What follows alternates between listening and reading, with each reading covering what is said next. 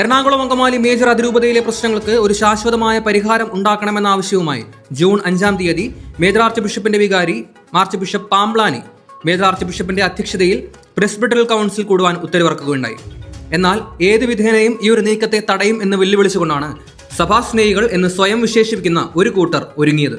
June 5 ഇന്ന് രാവിലെ 9 മണിയോടുകൂടി പ്രസ്ബിറ്ററൽ കൗൺസിലിലെ അംഗങ്ങളായ ഭൂരിഭാഗം വൈദികരും അരമനയിൽ എത്തിച്ചേർന്നിരുന്നു. പോലീസ് പ്രൊട്ടക്ഷനോടുകൂടിയാണ് വൈദികർ അരമനയിലേക്ക് പ്രവേശിച്ചത്.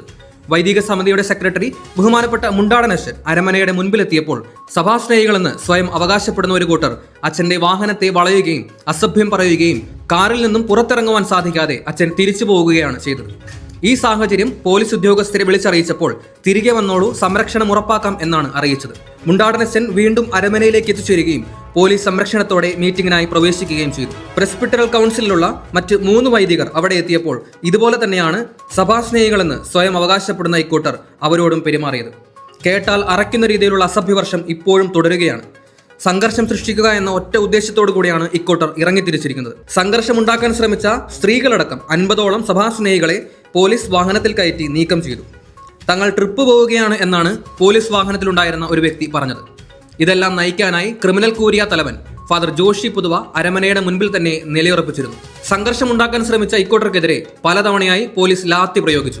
സംഘർഷം സൃഷ്ടിക്കുക, പ്രശ്നങ്ങൾ അവസാനിക്കരുത് എന്നാണ് ഇക്കൂട്ടരുടെ ലക്ഷ്യമെങ്കിൽ ഇതെല്ലാം സംഭവിക്കുമ്പോൾ എറണാകുളം അങ്കമാലി മേജർ അതിരൂപതയിലെ മക്കൾ അൽമായ മുന്നേറ്റം വളരെ സമാധാനത്തോടും ശാന്തിയോടും കൂടെ റിന്യൂവൽ സെന്ററിൽ പ്രാർത്ഥനകളോടും ചർച്ചകളോടും കൂടെ ഒരു സംഘർഷത്തിനും തുനിയാതെ ഒത്തുകൂടിയിരിക്കുകയാണ്.